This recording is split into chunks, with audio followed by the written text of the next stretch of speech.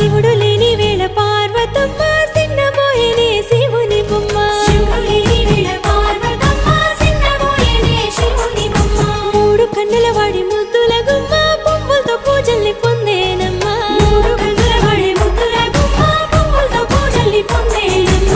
గౌరమ్మే బతుకమ్మై ఎత్తుకొని వచ్చనే నెత్తిపై మేఘాలు ఏడేడు సంద్రాల ఎదరు పొంగిన నీళ్లు తీసుకొని వచ్చనే తిరుగుతూ వాగులు నురగలై పొంగెనే చెరువుల తూములు